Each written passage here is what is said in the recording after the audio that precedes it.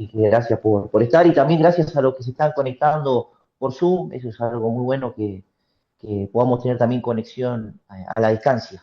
¿Se escucha lo que estoy grabando? ¿Se escucha esto? Sí, Sí, ok. perfecto. Eh, Así que, bueno, sin más, vamos a comenzar. Recién Claudia en su oración decía la posibilidad de aprender algo nuevo, y no sé cuántos de ustedes están familiarizados con este término llamado neocalvinismo, pero absolutamente es algo novedoso a veces en nuestro contexto latinoamericano, más particularmente en Argentina. Y hoy vamos a tratar justamente de esto, ¿no? Y el título que elegimos para el taller es bastante descriptivo, acerca de una introducción al neocalvinismo, la teología reformada para toda la vida. Y quiero más o menos comentarle un poco acerca de qué es lo que vamos a hacer. Van a haber dos charlas, dos presentaciones, más o menos 45 minutos. Espero no pasarme, porque después van a haber 15 minutos para preguntas, ¿sí? No sé si respuestas, pero van a haber preguntas, comentarios, críticas, lo que ustedes quieran, y eso para mí es el momento más interesante. La primera presentación de hoy va a ser una presentación histórica, ¿sí? Acerca de términos, definiciones, cuestiones de ese tipo. La segunda va a ser una presentación un poco más técnica, ¿sí? Un poco más teológica, un poco más acerca de unos elementos distintivos de la teología reformada, particularmente en esta tradición dentro de la teología reformada llamada neocalvinismo, que hoy vamos a ver de qué se trata. Entonces, la primera presentación está titulada así, ¿no? Neocalvinismo, dos puntos, definición acerca de qué es el neocalvinismo, la historia, sí, vamos a ver un poco de la historia, del surgimiento del neocalvinismo, algo incluso biográfico de Kuyper Bavinck, y luego vamos a entrar también a ver el contexto histórico, cultural, hasta medio filosófico y teológico de final del siglo XIX en Europa, en los Países Bajos, donde surge todo esto, pero nos interesa pensar en nuestra realidad contextual, nos interesa pensar cómo esto a nosotros nos da herramientas o un marco para pensar nuestros desafíos de nuestra situación, ¿sí? Muy bien. Ah, otra cosa más. Voy a hablar, si tienen alguna pregunta, algo, pueden hacerla. Quizás puede distraer al resto, así que ustedes tendrán su prudencia. Yo no tengo problema, pero quizás podemos dejar todo para lo último, ¿sí? Pero si no entienden algo o me equivoco, por favor, me lo dicen. Muy bien, el objetivo principal, ¿sí?, de esta charla va a ser introducir el neocalvinismo mediante el estudio de su definición, su desarrollo histórico, el contexto cultural e intelectual, como decía hace un rato, y cómo este movimiento surge como una renovación dentro de la tradición reformada. Vamos a ver que esto de neocalvinismo, este prefijo neo, es feo, ¿sí? Porque todo lo neo de alguna manera suena novedoso, suena como cierta distorsión. Y vamos a ver que no es así y vamos a estudiar particularmente este término. Pero déjenme darle la estructura, tipo mapa de lo que vamos a hacer hoy. En primer lugar, ¿qué es el neocalvinismo? ¿Sí? Dar una definición precisa de esto. Una breve biografía de Kuyper y Bavinck, ¿sí?, que son como los fundadores, los dos hombros de esta corriente. Contexto histórico-cultural, filosófico de final del siglo XIX y el calvinismo según Kuyper y según Babin. Ahora, muy bien, ¿qué es el neocalvinismo? Podríamos decir rápidamente que este término nunca lo eligió ni Kuyper ni Babin, ni ninguno de sus sucesores, ni parte del legado. Este término, el primer uso que se da es un uso peyorativo, es un uso como despreciando las enseñanzas o el modelo teológico de Kuyper y de Babin a final del siglo XIX. Ahora, lo que intentó hacer el neocalvinismo en este contexto es tomar la teología reformada, confesional, ortodoxa y aplicarla a los desafíos de la modernidad, especialmente al modernismo, ¿sí?, como surgimiento de esta autonomía humana, y vamos a ver en qué consiste este modernismo. Entonces, el neocalvinismo básicamente es esto, y déjenme darle esta cita, que es un poco larga, pero desglosarla un poco, de Sutanto y de Brock, de su libro Una introducción teológica del neocalvinismo, porque es bien exacta esta definición, y para que estemos todos en una misma página y no volver a decir qué es el neocalvinismo. Dice Sutanto y Brock, el neocalvinismo fue el renacimiento de la teología confesional reformada en los Países Bajos, Holanda, mal llamado, que comenzó aproximadamente con el ascenso de Kuyper como teólogo, con la fundación de la Universidad Libre de Ámsterdam en 1880, universidad que sigue hasta el día de hoy presente, y la formación de la Iglesia Reformada en 1892. ¿Sí? Holanda tenía el problema de una Iglesia Reformada nacional, ¿no? La Iglesia Reformada holandesa, y esto en 1834 lleva a una secesión, a una separación. Pero luego, en 1892, Kuyper y cierto movimiento llamado los Dolientes se unen a este nuevo presbiterio y es una plataforma, diríamos, de renovación teológica. Al mismo tiempo, la sistematización en la producción teológica de Hermann Bavinck, ¿sí? Muy conocido por su dogmática reformada, y dice su tanto y Brock. Su rasgo distintivo del neocalvinismo, su rasgo más maduro, no fue en primer lugar la teología política, ¿sí? Algo que va a pasar, el neocalvinismo va a ser pionero en esto. Kuyper mismo va a ser primer ministro y va a pensar mucho acerca de la política. Ni la filosofía reformacional, algo de la segunda generación del neocalvinismo, especialmente con Doiber, o los medios o los modelos teológicos públicos para la relación entre la iglesia y el orden social, sino que ¿cuál es su rasgo maduro más distintivo? Su cuidadosa, matizada y singular relación entre la dogmática confesional clásica reformada y la filosofía y teología modernas, que le permitieron hablar de dogmática reformada a un mundo europeo y moderno concreto. Sin embargo, lo que el neocalvinismo histórico ofrece hoy en día es tanto sus reflexiones dogmáticas a nivel de contenido, materiales, como un modelo para adaptar y actualizar el razonamiento dogmático ortodoxo y confesional para cada generación y en cada cultura. Partiendo de sus raíces, existe en efecto una tradición neocalvinista que floreció en todo tipo de direcciones a lo largo del siglo pasado. Para mí la definición más completa de neocalvinismo y más precisa. Entonces, el neocalvinismo es la teología ortodoxa reformada clásica aplicada a los desafíos políticos, científicos, sociales, éticos de la modernidad. Ahora bien, lo que tiene el neocalvinismo es un modelo que no busca replicarse exactamente en cada cultura, en cada tiempo. Vemos que esto surge en siglo XIX en Países Bajos, pero muy inmediatamente llega a América, especialmente a Norteamérica, y ahí va a tomar una forma o una morfología muy distinta, porque los problemas son otros, porque los contextos son otros. Entonces, lo que no cambia, la esencia, es nuestra teología reformada ortodoxa. Eso no cambia, pero sí la aplicación al tipo de fenómeno que estamos enfrentando. Y el neocalvinismo, déjeme dar una aclaración acá, pero ya es más que obvia, neocalvinismo no es igual a nuevo calvinismo.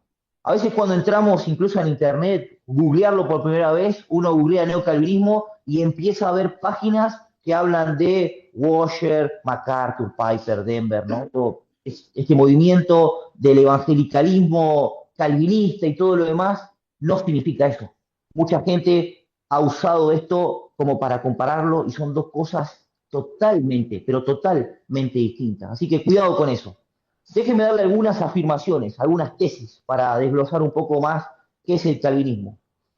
El neocalvinismo es una recesión crítica de la ortodoxia reformada, contextualizada para abordar las cuestiones de la modernidad. Y esto es clave. Es una recesión, pero crítica. Tanto Kuyper y Bavinck van a ser críticos en su recepción de la teología reformada. Por ejemplo, van a ser críticos con Calvino. Kuyper no va a ser un copista, como vamos a ver, un copista servil de Calvino. Va a tomar de Calvino, pero reformándolo.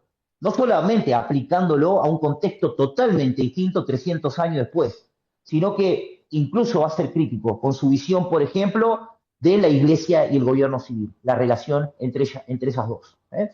Lo mismo Bavinck va a ser también crítico en algunas cuestiones. E incluso Kuyper y Bavinck van a tener conclusiones o inferencias teológicas muy distintas acerca de muchas cosas, acerca del llamamiento, de la regeneración, del bautismo, incluso acerca de cuestiones políticas, ¿sí? Y esto es porque el neocalvinismo se pone en una línea del medio, ¿sí? En una tercera posición. A veces no nos gusta esto de tercera posición, nos suena como a ser tibio, a ser light, ¿sí? Pero es bueno pensar de forma matizada. Y siempre tiene sus riesgos, ¿no? Ponerse en el medio. Pero el neocalvinismo rechaza tanto el conservadurismo teológico como el progresismo teológico. Y esto lo vamos a ver en esta particular relación entre ortodoxia y modernidad que va a tener que ver con la charla próxima, con la segunda. entonces no voy a dedicarme en esto. Pero no se pone en el lado de decir, tenemos que copiar tal cual los modelos, por ejemplo, del cristianismo escocés del siglo XVII y pensar como pensaban ellos todas las cuestiones, ni tampoco en ánimo de ser relevantes o significativos y sonar modernos, renunciar a la ortodoxia reformada, a la confesionalidad. En su lugar, aplica la teología confesional y el credo histórico. Esto es importante porque el neocalvinismo, lo vamos a ver la próxima, y los dejo con la curiosidad para que no se vayan antes, de que esto del credo histórico es muy importante en el neocalvinismo, porque el neocalvinismo algo que recupera es la noción de catolicidad, ¿sí? La catolicidad del cristianismo y la catolicidad de la iglesia. Entonces, aplica la teología confesional, el credo histórico, a las preocupaciones del mundo contemporáneo. Y también hay una visión particular, que es la relación que tiene la teología con las demás ciencias o con las demás disciplinas, con los demás conocimientos. ¿Cómo debería actuar la teología como reina de todas las ciencias? ¿Cómo se expresa en la realidad? Y también, eso lo vamos a ver no en esta presentación, sino en la próxima. Entonces, la teología va a disciplinar los conocimientos de la filosofía, por ejemplo, de la ciencia empírica, de la psicología también, va a escribir un montonazo acerca de la psicología. El legado neocalvinista, no tenemos tiempo para eso, pero van a tomar estos rumbos más específicos, y los cristianos deben conformar todo su ser al señorío de Cristo. Debe ser una vida, como diría Kuyper en latín, pro rege, ¿sí? Para el rey o por el rey.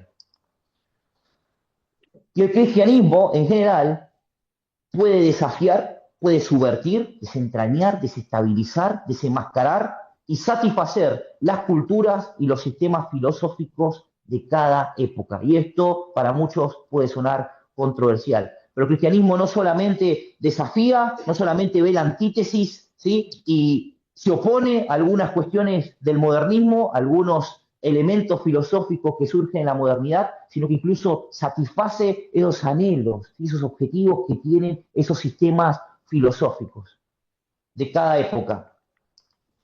Ahora bien, ¿quién fue Abraham Kuyper? ¿Sí? Que se pronuncia Kuyper, se escribe Kuyper. ¿Quién fue este teólogo, este hermano del pasado? Que de nuevo, ni Kuyper ni Baudin murieron por nosotros, ¿sí? Así que tenemos que tener recepción crítica también de esto. Bueno, Kuyper nace en 1837, ¿sí? En el mejor mes del año, en octubre, y muere en 1920, ¿sí? Un 8 de noviembre. Kuyper fue un montón de cosas. Realmente tuvo una vida multidimensional, ¿sí? Se dedicó a un montón de áreas en su vida. Tenía muchos dones de parte del Señor y fue un buen administrador, a mi manera de ver. Fue un político, fue periodista, fue profesor, fue obviamente teólogo, fundó el Partido Antirrevolucionario en 1879 en Países Bajos, ya un partido que tenía alguna forma por un líder político que va a ser Groen van Priesener. Él funda esto, va a tener lugar en el Parlamento, ¿sí? En la parte legislativa, y en 1901 a 1905, Kuyper va a ser primer ministro de los Países Bajos, ¿sí? Y nada más ni menos que presidente, diríamos, ¿no? Va a tener el poder ejecutivo. Funda en 1880 una universidad que sigue hasta el día de hoy, la Universidad Libre de Ámsterdam, libre no porque era liberal, sino libre porque estaba fuera del Estado, del gobierno de ese tiempo, ¿sí? No estaba cautiva, diríamos, a la bajada de línea. Kuyper luchó mucho por una educación, diríamos, pública, ¿sí? Tanto desde el lado de la teología reformada, en unión incluso con motivaciones educacionales del catolicismo romano en Países Bajos, que también van a tener su universidad en este periodo. Entonces, esa universidad hasta el día de hoy sigue siendo una riqueza académica en muchas disciplinas. Kuyper se gradúa en 1855, ¿sí? Ese mismo año ingresa a la Universidad de Leiden, ¿sí? En Holanda, donde comienza estudios sobre literatura, sobre filosofía, sobre teología. Kuyper estudia un montón de cosas, desde física hasta árabe, no sé cuántos idiomas sabía hablar. Su tesis doctoral fue en latín, ¿sí? Dedicada a la eclesiología, al problema de la iglesia, en Calvino y en el reformador polaco Laski. En 1872 funda un diario, él mismo, el diario del Estandarte, donde ese diario él va a escribir muchas cosas que después se van a editar y se van a hacer libros. Por ejemplo, su libro de Gracia Común, que son 3 volúmenes gigantes. Bueno, él escribía mucho acerca de esos temas teológicos y otras cosas, y es como la plataforma para la divulgación de las ideas y le permiten a Kuyper en su tiempo que esta teología reformada confesional se aplique a cuestiones de la modernidad y se haga público.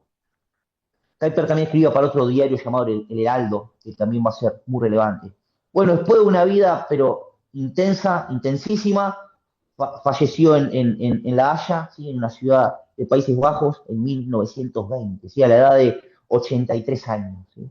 Entonces, esta fue la vida de Kuyper. ¿Y qué sobre Babin? Sobre Herman Babin, que hoy en día hay un resurgimiento. ¿Sí? Eglinton hace un tiempo sacó un artículo, un profesor de Edimburgo, un neocalvinista, sacó un artículo en Christianity Today diciendo todo el mundo ama a Babin, ¿no? Todos aman a Babin, más que a Kuyper, lo aman todos a Babin. Pero hoy vamos a ver particularmente en la segunda presentación que hay razones como para incluso ver que Babin es una figura controversial, podría ser, para mí no, pero podría ser. Babin nace en 1854, muere en 1921, fue obviamente un teólogo reformado. A diferencia de Kuyper, Babin sí tuvo un transcurso por la política, pero Babin se dedicó particularmente a la labor teológica. ¿Sí? En Babin hay una profundidad, un rigor teológico, ¿sí? En la dogmática reformada que no se encuentra en Kuyper. Kuyper escribió sobre teología, tiene una enciclopedia de teología, hay un montón de cosas, pero se dedicó a tanto que no pudo meterse, diríamos, en el mundo teológico como sí lo hizo Herman Babin, y Babin fue mucho más sistemático. ¿Sí? Y Babin aplicó la teología a la ética, a la política, a la psicología, como les comentaba hace un rato. Podríamos decir que Kuyper tuvo esta vida un poco más privada, no tan pública como Kuyper, y, y fue el teólogo del neocalvinismo. ¿Sí? Y es comparado como teólogo tanto con Abraham Kuyper como también Benjamin Warfield, ¿sí? El teólogo de Princeton de ese tiempo, y de Gerard Voss, que va a ser otra figura muy importante en la tradición neocalvinista. Él es un holandés que va a estar en Estados Unidos, va a ser el padre de la teología bíblica dentro de la tradición reformada y va a ser el traductor al inglés, ¿sí? De textos de Kuyper, pero particularmente de Herman Babin. Eh, Babin empieza sus estudios en el Seminario Teológico de Kampen, hoy se llama la Universidad Teológica de Utrecht, en Holanda. Él comienza en 1873, luego de un año en Kampen se traslada a Leiden, ¿sí? A la Universidad de Leiden para seguir su doctorado, cuando se gradúa en 1880 con una tesis sobre Zwinglio, ¿sí? Sobre la ética en este reformador. Algo interesante como anota a pie de página es tanto Kuyper como Babin y sus tesis doctorales van a mostrar una preocupación. Kuyper se va a dedicar al problema de la iglesia, particularmente. Kuyper decía, el problema del cristianismo es el problema de la iglesia. Y su tesis doctoral va a ser algo que lo va a acompañar durante toda su vida. De hecho, a Kuyper le debemos esta distinción tan usada entre iglesia como organismo, iglesia como institución, ¿sí? Iglesia reunida, iglesia dispersa. Es la misma tesis doctoral de Kuyper trata sobre eso y era algo que le preocupaba. Y en Babin vamos a ver que él se dedica al tema de la ética. Y hoy en día hay un resurgimiento de la ética social en Babin. ¿Sí? Se está traduciendo al inglés, falta algunas páginas que dejó Babin ahí anotadas que se las agarraron y la están editando. No quería hacerlo seguro Babin, pero eso es interesante pensar en sus primeros intereses teológicos y luego lo que pasó. Bueno, Babin es profesor de dogmática en esta misma universidad, de teología sistemática, podríamos decir. En 1902, Babin va a la Universidad Libre de Ámsterdam a ocupar el lugar de Kuyper, ¿sí? En enseñar teología, año donde Kuyper era presidente, no, ni más ni menos, no podía estar dando clase, entonces lo sustituye ahí. Y sirve en Ámsterdam hasta 1921, donde Babin deja de caminar por fe para empezar a caminar por vista. ¿Sí? Fallece a los 66 años, ¿sí? Mucho más joven que Kuyper, problema del corazón. Este es un año muy relevante, si ustedes se ponen a pensar, porque en 1920 muere Kuyper, 1921 muere Babbitt, 1921 también muere Benjamin Worthy, ¿sí? El teólogo de Princeton, al que le van a decir el Kuyper de América, y ahora vamos a ver un poco por qué. Muy bien, acá están, si no lo conocen, acá está Kuiper, sí, acá está Babi. Estas fotos no se la tomaron juntos, sino que está separada, pero la inteligencia artificial hace magia, así que los pude poner ahí a los dos. Entonces, este es Kuiper, ya un Kuiper maduro, al mismo tiempo Babin también, ya es un Babin bastante grande.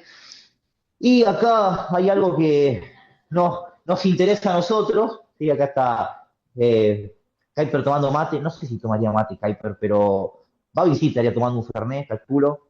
No hoy, esta foto trata otro día. Entonces, a nosotros nos importa cómo el neocalvinismo puede ya tener forma acá en Argentina, ¿sí? Más particularmente en Buenos Aires, en- sabiendo las distinciones y las diferencias que hay de contexto. Muy bien, un poco el contexto histórico de cómo surge el neocalvinismo. Hubo algo en 1789 que llamó la Revolución Francesa. Hasta en la secundaria nos hablan de eso, nos hablan de una manera que a Kuyper no le gustaría mucho, porque para Kuyper era la Revolución Francesa marcó algo crucial en la historia, ¿sí? Mostrando la autonomía humana y poniendo al hombre como la medida de todas las cosas. Y de hecho, dice Peter Heslam, que Kuyper se refirió con más frecuencia a la Revolución Francesa que cualquier otro acontecimiento histórico, ¿sí? Incluida la Reforma. Es tremendo. Es muy común leer a Kuyper cualquier cosa de Kuyper y que termine en la Revolución Francesa, ¿sí? Uno empieza a leer a Kuyper y termina la Revolución Francesa. O empieza o termina ahí. Pero esto se debía en gran parte a este hermano, ¿sí? Gruben Van Priesener, su legado intelectual. Gruben Van Priesener es alguien que vivió que fue más, lo antecedió a Kuyper en tiempo y vivió más de cerca lo que fue la Revolución Francesa y cómo las consecuencias políticas, filosóficas, incluso teológicas, empezaban a tomar forma en los Países Bajos. Y Kuyper bebe mucho de ahí y sobre todo bebe de la noción de antítesis de Gruben Van Priesten. Van Priesten hablaba acerca de la incredulidad de la Revolución Francesa, ¿sí? Frente a la creencia o la doctrina cristiana, como que una antítesis absoluta, que no se podían mezclar, que no podía haber ningún tipo de síntesis. Dice Kuyper, escuchen esto, dice Kuyper en una lectura, en una de sus conferencias, dentro de las conferencias sobre calvinismo que dio en Princeton. Dice, en 1789 se alcanzó el punto de inflexión. El grito enloquecido de Voltaire, filósofo francés de este tiempo de ilustración en Francia, este grito enloquecido de Voltaire, abajo el canalla, iba dirigido al propio Cristo. Pero este grito no era más que la expresión del pensamiento más oculto del que brotó la Revolución Francesa.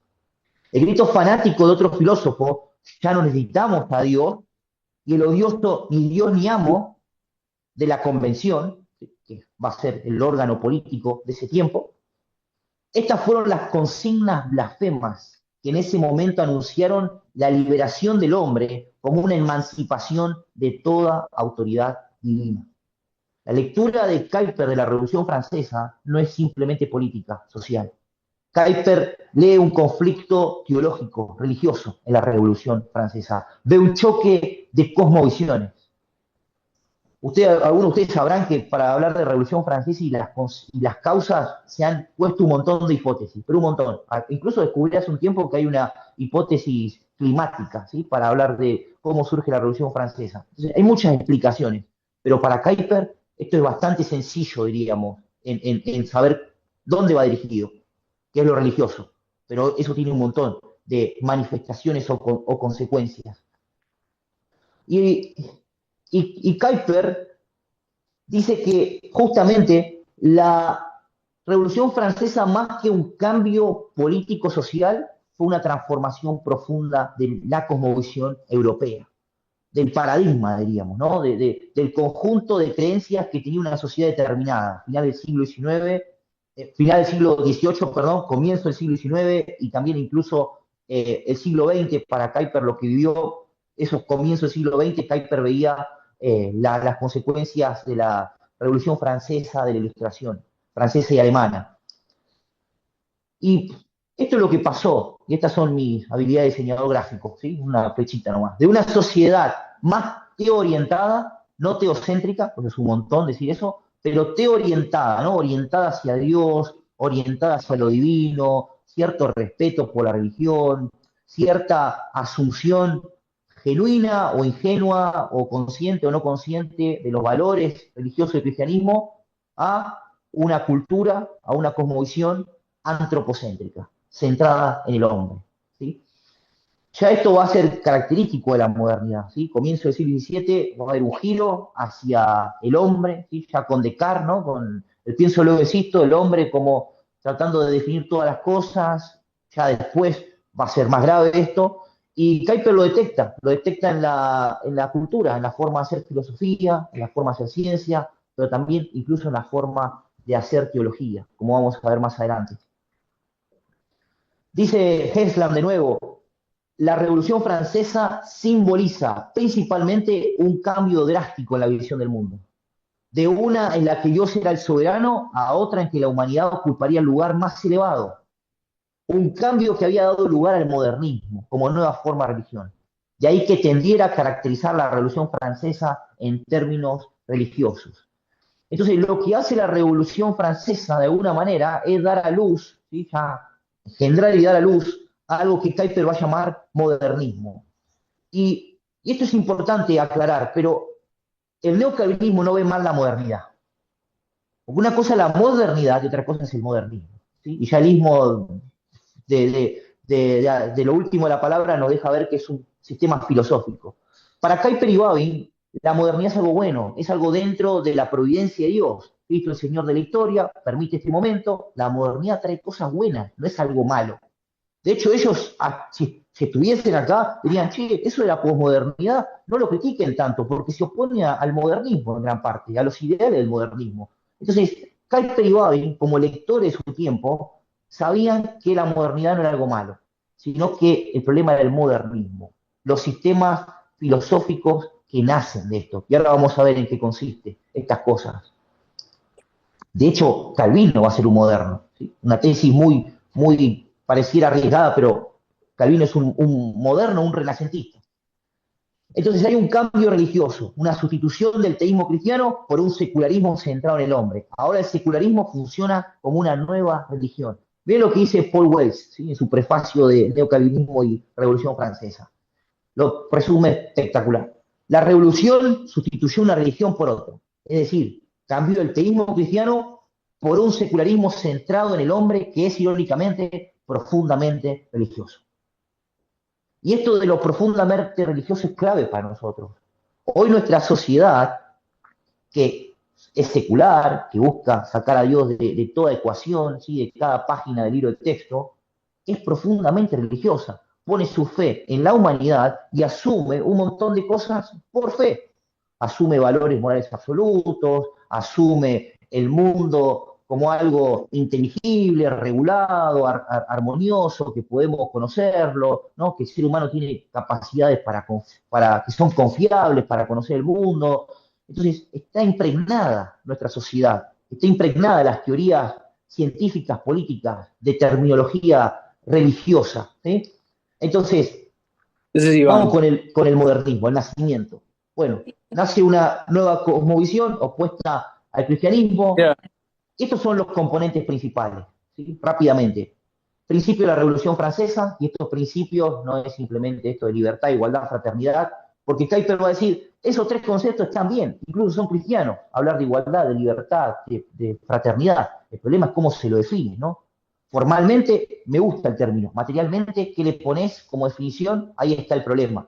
Y Kuyper dice, esto tiene autonomía humana, racionalismo ilustrado, secularismo, etcétera, etcétera. ¿Sí? Eso es lo que trae la Revolución Francesa. Al mismo tiempo, trae algo más llamativo, que es el tema del panteísmo.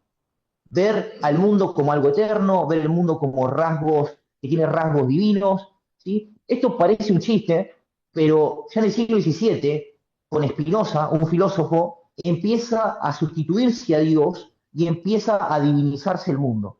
Y esto va a tener consecuencias tremendas, particularmente en el mundo germánico, ¿sí? En Alemania, en Países Bajos, con todo un movimiento filosófico, que fue el movimiento del romanticismo en Alemania, el cual Kuyper y Babin beben un montón y dialogan un montón, que eran panteístas abiertamente, ¿sí? Y muchos cambiaron la idea de Dios y la después pusieron al Estado, ¿sí? O al sujeto moderno, como Fichte, ¿no? O el Estado, como en el caso de Hegel. Entonces, esto del panteísmo es característico del modernismo. Y tercero, la evolución.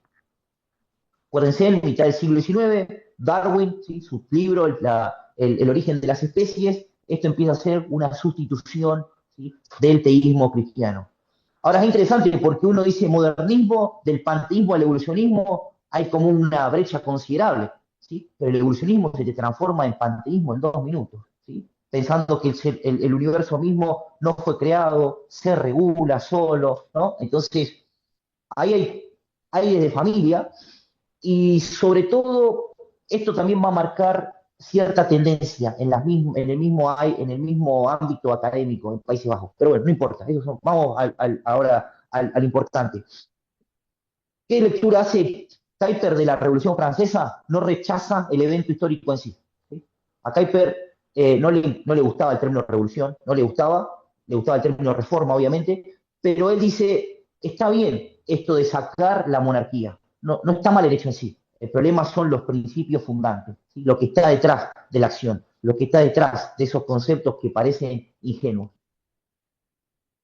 La lectura de Kuyper está muy fuertemente influenciada por la de Van Pristler, ¿sí? Ya les comentaba algo de esta noción de antítesis. Él tiene un libro que se llama Revolución e Incredulidad, que está en español, traducido ya hace tiempo, y ese texto, la noción de antítesis está en cada página. Entonces, Kuyper tiene una lectura atravesada por Van Pristler, quizás es buena, quizás es mala, eso es charla para otro tipo de taller. Y que la revolución fue de nuevo un cambio drástico de cosmovisión, no fue solamente algo político, fue algo cultural, y si es algo cultural, es algo también espiritual, ¿sí? Es algo religioso, algo teológico. Ahora, miren esto y cómo Kuyper empieza a trabajar, ¿sí? A polemizar, pero al mismo tiempo a establecer diálogo con este modernismo y ver la necesidad que tiene el cristianismo de responder a este fenómeno y cómo lo va a hacer. Y esto es muy interesante, y el neocalvinismo en esto va a ser pionero en hablar de cosmovisión. Entonces el modernismo tiene una cosmovisión, y esto lo dice Kuyper de vuelta en sus conferencias sobre calvinismo, dice, dos cosmovisiones están luchando uno con el otro, en un combate mortal. ¿Sí? Kuyper era muy persuasivo, era muy bueno hablando y escribiendo, y muy, parece que era el fin del mundo. Pero dice, el modernismo tiene que edificar un mundo propio desde los datos del hombre, información del hombre, empezando por el hombre, qué puede conocer. Y tiene que construir al mismo hombre desde los datos de la naturaleza. ¿Sí? Mientras por otro lado, todos aquellos que reverentemente doblan las rodillas ante Cristo y le adoran como el Hijo del Dios viviente y ante Dios mismo, se afanan por salvar la herencia cristiana. Acá Kuyper está explicando un poco el contexto. El modernismo y el cristianismo, que parece que el cristianismo tiene que recuperar todavía cierta herencia, no sabe muy bien qué está pasando. Y ese es el estatus, ¿sí? El estado del cristianismo en Holanda. Un cristianismo, hablando de teología reformada, ¿no? Que está ligado con el Estado, una iglesia nacional, que está súper, diríamos, absorbida por el espíritu de su época cultural, una teología que incluso es liberal, que ha descuidado la ortodoxia. Entonces, Kuyper dice, necesitamos incluso recuperar la herencia cristiana, salvar la herencia cristiana. Y miren esto, si la batalla, este combate mortal, debe ser peleada con honor y con una esperanza de victoria, entonces un principio tiene que ser levantado contra un principio. Entonces debemos sentir que en el modernismo nos asalta la gran energía de una cosmovisión que abarca todo. Fíjense en esto, principio contra principio. Son presuposiciones, son creencias básicas, elementales, que constituyen una cosmovisión. ¿Qué es esto? Una forma de ver el mundo que abarca absolutamente todo. Kuyper dice, el modernismo la tiene. ¿Qué de nosotros? Entonces, dice, tenemos que entender también que tenemos que fundamentarnos en una cosmovisión de igual poder y alcance amplio. Y esta poderosa cosmovisión no la necesitamos, y esto es importantísimo porque acá está la importancia del pasado, ¿sí? Lo que vamos a ver la catolicidad y el cristianismo, los credos históricos, la ortodoxia reformada del siglo XVI, XVII. Dice, no necesitamos inventar ni formular esta cosmovisión nosotros mismos, sino que tenemos que tomar y aplicarla tal como se presenta a sí misma en la historia. Tomando así, yo encontré y confesé, y sigo manteniendo que esta manifestación del principio cristiano nos es dada en el calvinismo. Ahí te está hablando de recuperación. Elemento importante del neocalvinismo. El neocalvinismo es recesión crítica, pero también es recuperación de la teología reformada. Este neo, como prefijo, no tiene que ver con algo nuevo, sino con renovación, con volver a tomar. A mí me gustaría decir recalvinismo en vez de neocalvinismo, ¿sí? Volver a recuperar lo anterior. Ahora bien, ¿qué sobre el término cosmovisión? Acá estamos hablando un montón acerca de término cosmovisión en estas citas de Kuyper. Es un término que ahí está el término original, que es Weltanschauung, en el alemán. Este es un término que por primera vez lo va a usar Kant, Emmanuel Kant, ¿sí? El filósofo alemán muy importante, quizá el filósofo más importante de la modernidad. Y en el tiempo de Kuyper y Babin, y hasta el día de hoy está lleno de kantianos por todos lados. Entonces, Kant lo usa por primera vez en un libro llamado La crítica del juicio, en 1790. Fíjense en la fecha, un año antes, ¿qué pasó? Revolución Francesa. Kant escribe tres críticas: crítica a la razón pura, crítica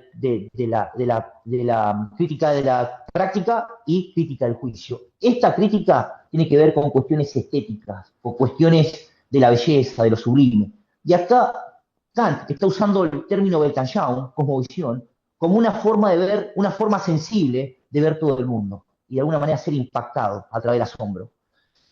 Y este es un término que lo va a usar por primera vez teológicamente Kuyper y otro teólogo escocés de su tiempo, que va a ser James Orr. ¿Sí? Hay una discusión acá, quién usó primero el término, no me quiero meter en esto, pero Kuyper lo usa explícitamente en 1898, cuando le invitan al seminario teológico de Princeton, en los Estados Unidos. James Orr lo va a usar por primera vez en las conferencias Cairn, en la Universidad de Glasgow, en Escocia, 1894, ¿sí? Unos 4 años antes. Lo interesante es que Kuyper ha ido un montón de veces a Escocia, ¿sí? Y Escocia y Países Bajos eran como alguna especie de hermanas, teológicamente. Entonces, yo creo que primeramente es de Kuyper el término, pero bueno, no importa, no es relevante para esto. Ahora, la cosmovisión es una forma de expresar la totalidad de la vida. Y si es una cosmovisión cristiana, es una forma de ver cristianamente la totalidad de la vida. No solo doctrina, la doctrina y nada más, no solo decir creo en la Trinidad, creo en la encarnación, creo en la resurrección, creo en la imagen de la imago Dei, ¿no? El hombre a imagen de Dios, sino cómo eso te lleva a vos a ver la política, la ciencia, la inteligencia artificial hoy en día. Podríamos hablar de un montón de cosas que tienen que ver con la cosmovisión. ¿Y por qué se implementa el término cosmovisión? Bueno, por una necesidad urgente, casi alarmante, de responder a la cultura post-ilustración, ¿sí? El avance de una cosmovisión secular dominante en Occidente. Kuyper dice, ellos tienen una cosmovisión, y nosotros parece que no. Tenemos que sistematizar esto. Volvamos atrás, veamos la teología reformada y apliquémosla. Dice Craig Bartholomew, tanto Orr como Kuyper recurrieron al concepto de cosmovisión en respuesta a la cultura posterior a la Ilustración francesa y alemana que estaba llegando a dominar Occidente. Dice Bartholomew en otra cita, Kuyper creía fervientemente que el calvinismo, la tradición de pensamiento protestante originada en el reformador del siglo XVI, Juan Calvino, se relacionaba con la totalidad de la vida y que los calvinistas debían trabajar incansablemente para relacionar la ley soberana de Dios con toda la vida. Ahora, esto es la conferencia de Princeton. Miren un poco esto.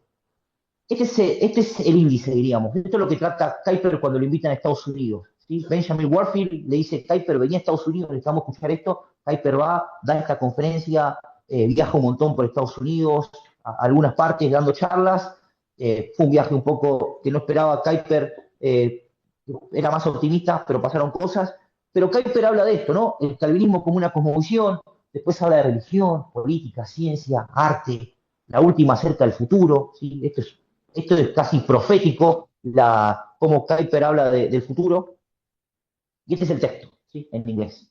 Este es el texto, primer texto. Tiene un montón de problemas este texto, porque Warfield lo copiaba y Warfield mete algunas cosas de él. Entonces hay una discusión hasta el día de hoy. ¿Qué dijo Kuiper? ¿Qué dijo Warfield? Pero sabemos qué dijo Kuiper igual, en muchas cosas.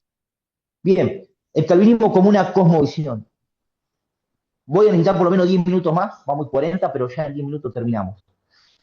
Kuiper dice, cuando hablamos de calvinismo hay varios sentidos, ¿sí? Varias orientaciones. Hay un sentido sectario que tiene que ver con un grupo, ¿sí? Que profesa cierta doctrina y tiene como cierto lugar en la cultura. No sé, los hugonotes, por ejemplo, en Francia, hay un uso confesional, ¿sí? Creos, ¿sí? Si te pones en la confesión belga, en Westminster, ¿no? Y todo lo demás, denominacional, ¿sí? Hay bautistas calvinistas, hay metodistas calvinistas, pero Kuiper dice hay un sentido de calvinismo que es científico. Eso tiene que ver con lo histórico, con lo filosófico, con lo político, con lo que veíamos recién, con la cosmovisión. Esto que Kuiper dice, tenemos que recuperar, tenemos que volver hacia atrás y aplicar a nuestro tiempo. Fíjense en lo que esta pregunta de Kuiper en su misma conferencia de calvinismo. Dice, ¿por qué estamos nosotros los cristianos tan débiles frente a este modernismo? ¿Sí? A este modernismo que ya explicamos en qué consiste. ¿Por qué hemos constantemente perdido terreno? Simplemente porque nos falta una igualdad de unidad en el concepto de la vida, la cual solamente podría capacitarnos con una energía irresistible para repeler al enemigo de la frontera, ¿sí? O lenguaje bélico. Combate mortal, dos cosmovisiones, lucha, principio contra principio, modernismo, calvinismo. Por tanto, dice Kuiper, y acá se pregunta cuáles son las condiciones para que exista una cosmovisión. Porque una cosmovisión no es que yo puedo inventar mi cosmovisión.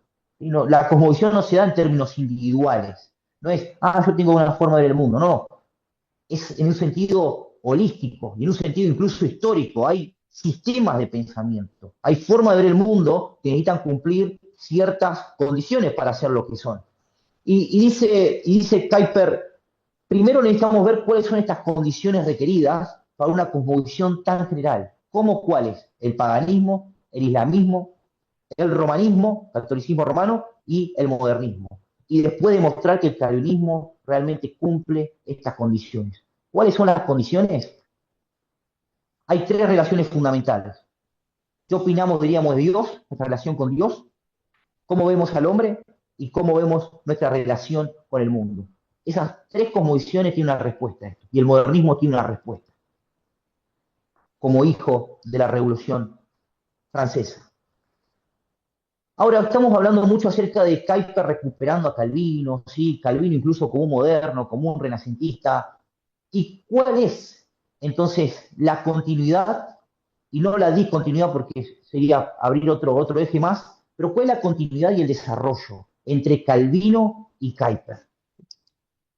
Hay una autocomprensión misma de Kuiper, y esto lo dice Henry Van Til. Dice, Kuiper, según su propia convicción, era simplemente un copista de Calvino. Tenía la intención de seguir a Calvino en total fidelidad a la palabra y en la confesión de la soberanía de Dios, como es expresada en el reino del Cristo glorificado.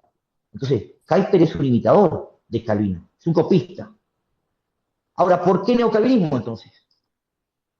Porque no es una recepción mecánica, acrítica, sino que, como vimos al principio, el neocalvinismo es la recepción crítica de la teología reformada, es la recepción crítica de Calvino, y al mismo tiempo aplicada, situada en un determinado contexto. Entonces, Kuiper no es un copista servil o mecánico, ¿sí? No es un escriba de Calvino, sino que más bien trabaja en el espíritu de Calvino.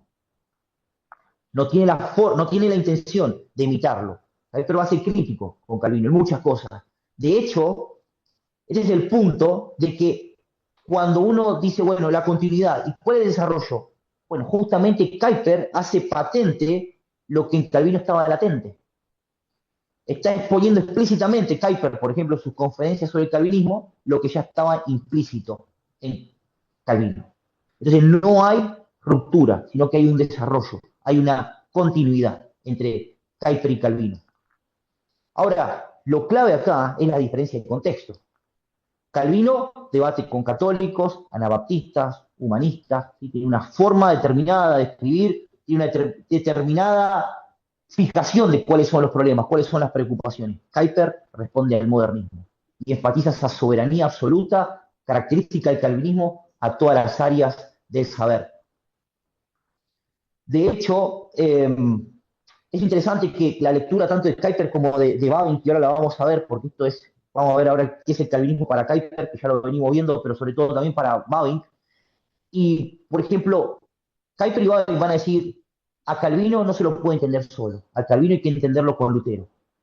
Pero la diferencia entre Lutero y Calvino es que Lutero fue un pensador soteriológico, solamente salvación, justificación por la fe. Calvino va a ser un teólogo cosmológico.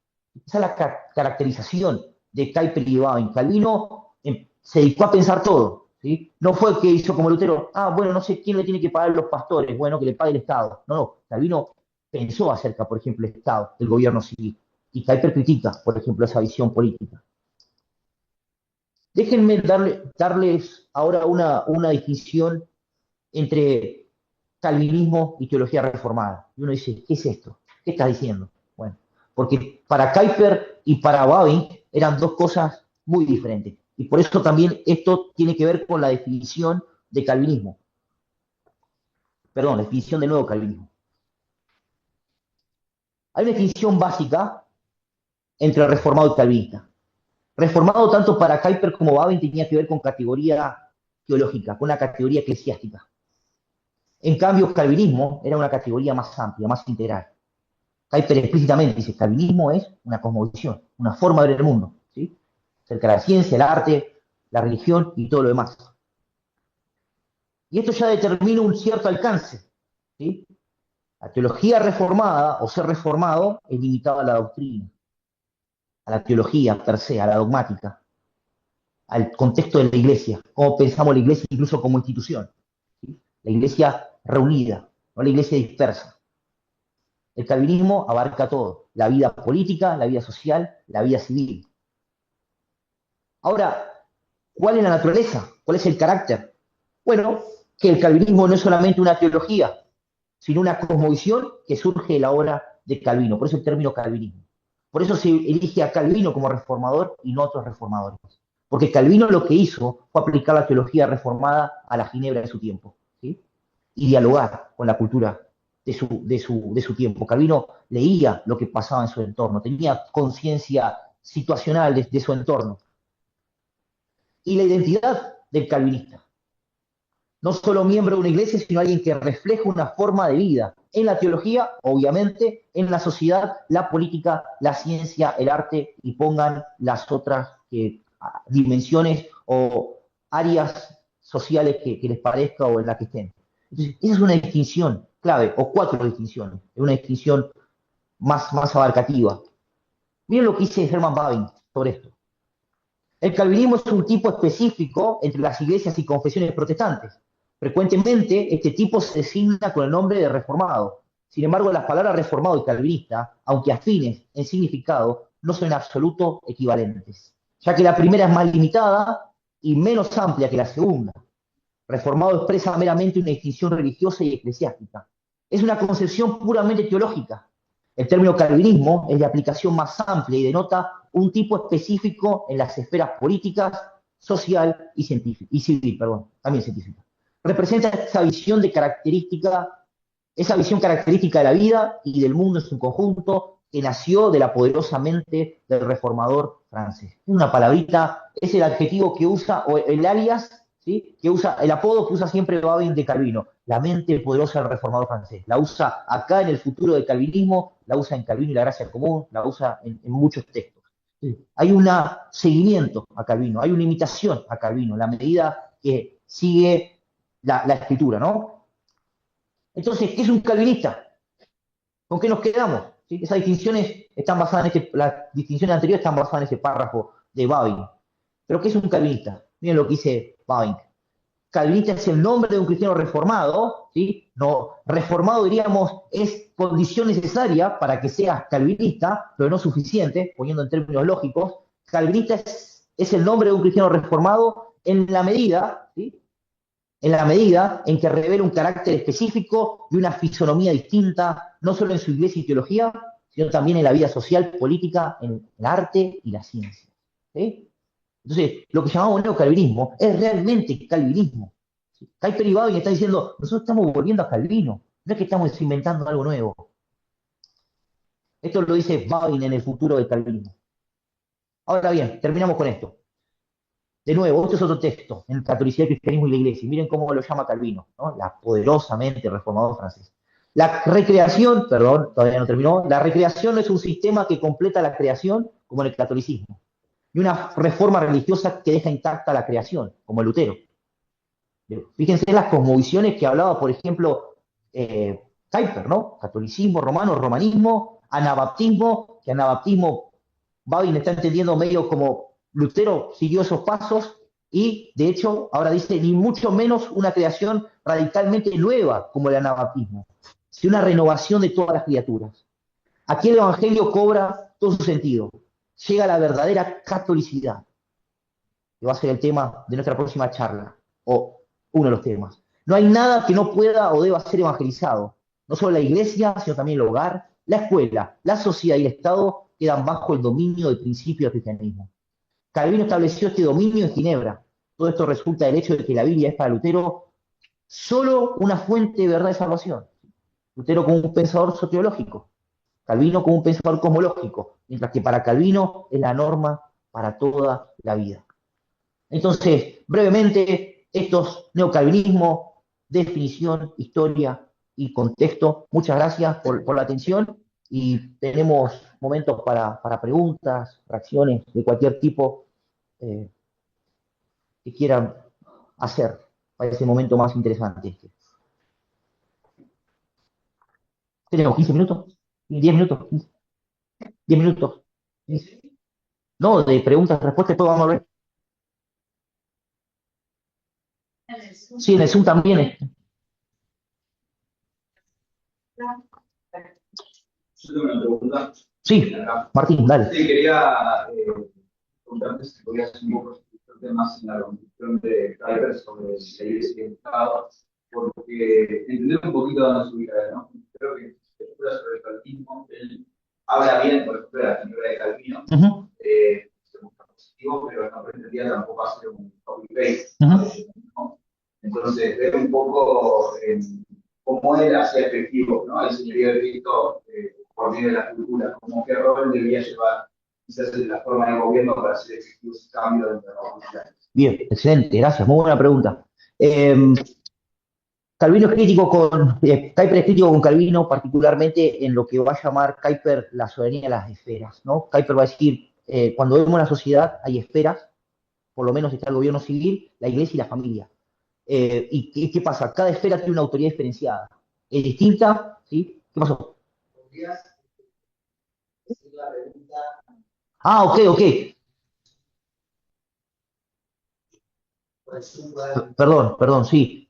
La pregunta de Martín es, ¿cuál es la crítica o la contribución que hace Kuyper de la visión política que tenía Calvino, de su Ginebra, ¿no? Porque Kuyper aprecia eso, pero al mismo tiempo lo critica. ¿Dónde está la crítica y dónde está la propuesta de Kuyper? ¿Entendí bien? ¿Sí? Pero fue más explícita tu pregunta. Bueno, entonces, Kuyper propone este concepto de soberanía de las esferas, que es muy conocido, a veces medio mal entendido, pero básicamente es esto. Hay iglesia, familia, gobierno civil o Estado, ¿no? Cada uno tiene una autoridad diferenciada, cada uno tiene una relación particular de cómo debería manejarse, especialmente por lo dictado de parte de Dios, ¿no? Se maneja por la ley de Cristo, por la revelación, por la soberanía de Cristo. El problema de Calvino, para Kuyper, fue Calvino no hacía esta distinción entre la iglesia y el Estado. Entonces lo que pasa en la Ginebra es que la iglesia está de alguna manera siendo soberana, en gran medida, del Estado. ¿Sí? Como pasaba en los Países Bajos. El Estado estaba invadiendo la iglesia, ¿no? Como una iglesia nacional. Entonces, Kuyper critica eso de Calvino, y el punto es este. Lo que nos habla la soberanía de las esferas es que Cristo es soberano sobre el Estado, no la iglesia, no nosotros. Cristo es soberano sobre, por ejemplo, el área, otra esfera como la ciencia o la academia, que lo van a desarrollar otros, no la iglesia. La iglesia no tiene que estar metida en decir, vos tenés que hacer ciencia así, tenés que hacer arte así y tal, otra cosa, ¿no? El cristiano que está metido ahí tiene que seguir bajo las demandas de Dios, ¿no? La ley normativa de Dios, y aplicarla, pero no en lugar de la iglesia como iglesia, diríamos, institucional, ¿no? Como iglesia organizada en ese lugar, sino la iglesia como organismo. Entonces, básicamente es una distinción muy fuerte. Kuyper, a diferencia de Calvino, es mucho más pluralista, ¿sí? Es mucho más pluralista, incluso en términos religiosos, no relativista, sino pluralista. Él permite que se expresen las demás religiones, es algo muy importante, eso, a diferencia de Calvino. Hay algunas otras distinciones más. Sobre cómo debería funcionar el gobierno civil, Kuyper es explícito que tiene que estar bajo lo revelado por Dios. Ahora, eso es una discusión muy, muy amplia, ¿no? Especialmente el legado de Kuyper, qué lugar tiene no solamente la ley moral de Dios en esa diríamos, directrices, sino también la ley civil, por ejemplo, ¿no? Kuyper no fue tan explícito sobre ese trabajo como exegético. Entonces uno podría leerlo a Kuyper y parece como, de alguna manera, a veces un teonomista, un libertario, ¿no? Depende de la lectura que uno haga de algunos de sus textos, pero sin duda fue más complejo que eso. Y no se lo podría tampoco a Kuyper poner en términos modernos como alguien liberal o socialista. Kuyper sale de eso, satura esas distinciones, derecha, izquierda y todo lo demás.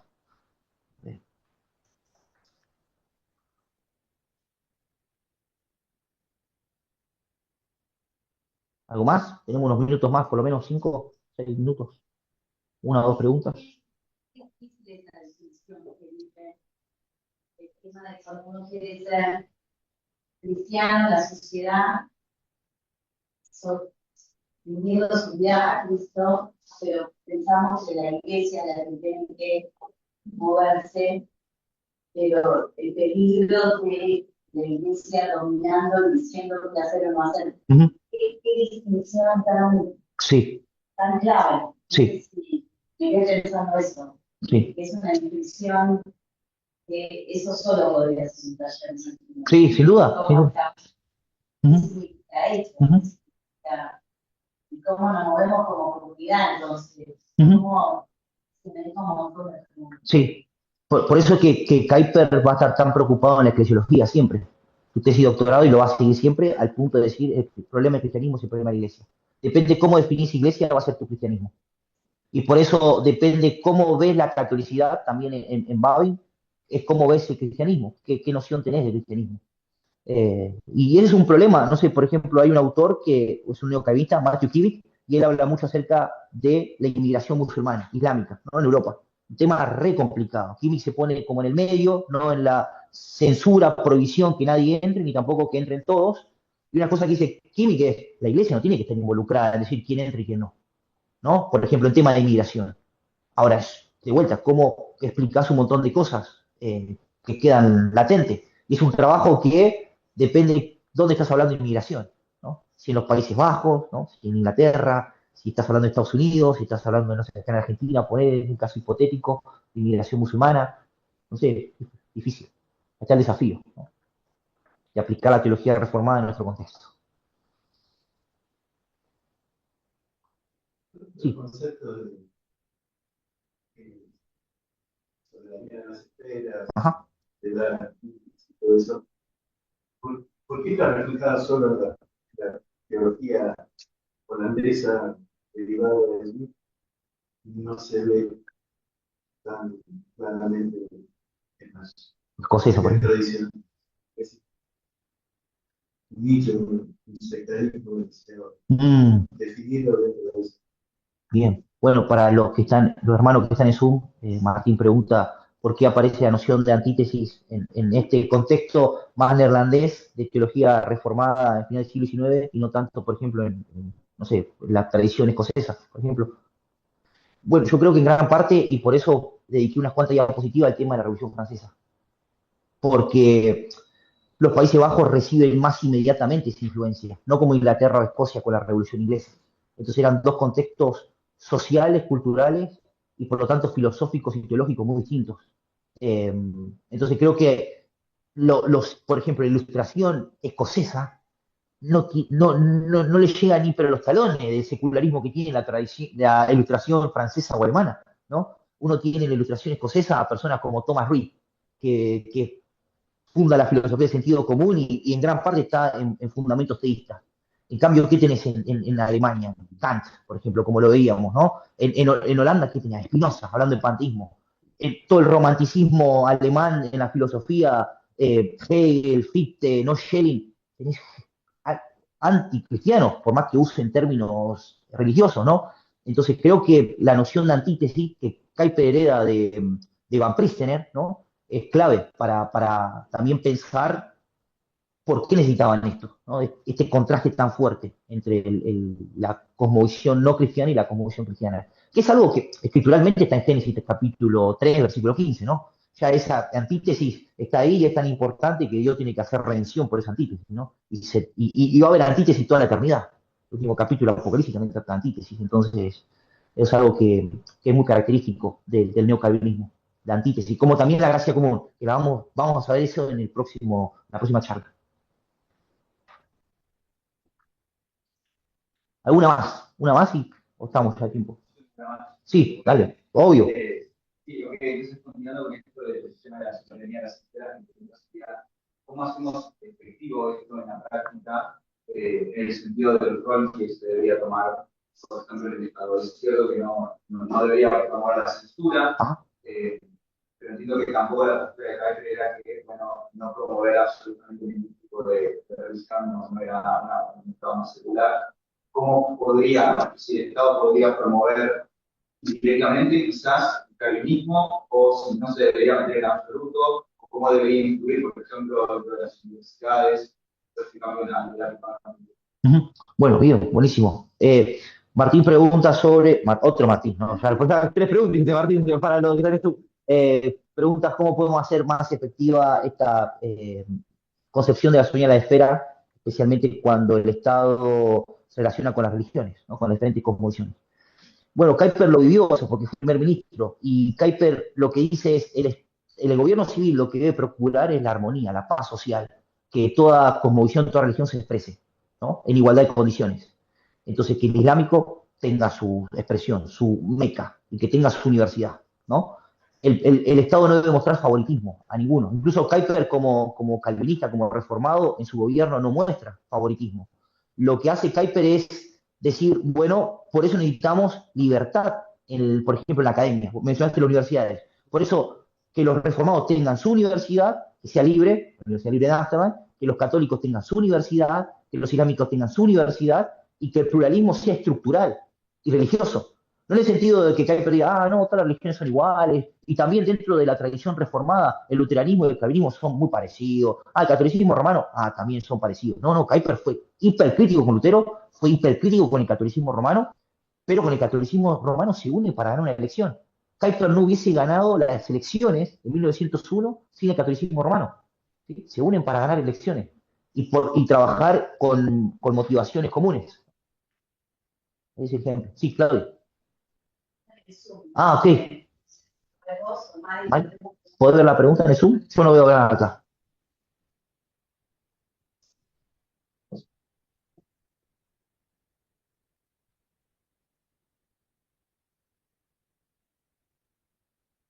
Se puede estudiar a Kuyper o en el neocalvinismo sin haber estudiado nuevamente a Calvino, o hay que pensar primero hay que pasar primero por Calvinismo o el calvinismo. Ok, sí, entiendo. Bueno, eso creo que es una cuestión más metodológica. Uno podría encontrarse, no sé, en una charla como esta, primeramente por Kuyper y Babin, y ineludiblemente vas a terminar leyendo a Calvino, ¿no? Uno puede empezar leyendo a Calvino y no leer a Kuyper ni a Babin. Entonces, eso puede ser un problema, no llegar, o llegar mucho después. El punto es que poder leer a Calvino sin leer a Kuyper y a Babin, ¿sí? Te vas a tener siglo XVI, y eso es lo importante de leer todo de todo, ¿no? Como cristianos y reformados, estamos leyendo dentro de nuestra misma tradición, no que estamos leyendo mística alemana. Entonces, quizá ese es el peligro ese de empezar eh, así. Pero en realidad debería ser lo ideal históricamente, ¿no? Empezar desde el siglo XVI en adelante. Pero no es malo empezar por Kuyper y Babin y mirar atrás, siempre y cuando no tenga una lectura sesgada, ¿no? De leer en clave kuiperiana toda la teología reformada del siglo XVI o siglo XVII. Porque eso, lo digo porque eso va a ser un problema, va a ser una crítica que le dan a los seguidores de Kuyper. Kuyper escribe sobre la teología del siglo XVI y XVII y muchos de los que van a venir después piensan de la teología del siglo XVI y XVII en clave kuiperiana, ¿no? Kuyper hizo muchas críticas, por ejemplo, a la escolástica del siglo XVI, XVII, particularmente del siglo XVII. Entonces muchos, no, sí, eran todos tomistas y no sé qué, no sé cuánto. Entonces eso puede ser un problema, que puede condicionar mucho la lectura. Pensar, era buen historiador Kuyper y Babin, pero obviamente tuvieron sus interpretaciones. Lo mejor es leer de primera mano siempre, ¿no? Bibliografía de ese entonces. No sé si respondí la pregunta, pero bueno. Es muy subjetivo igual, ¿no? Uno estudia como quiera, pero bueno. Bueno, ¿estamos? Vamos a hacer un break de 10 minutos y, sí, o 5, no sé.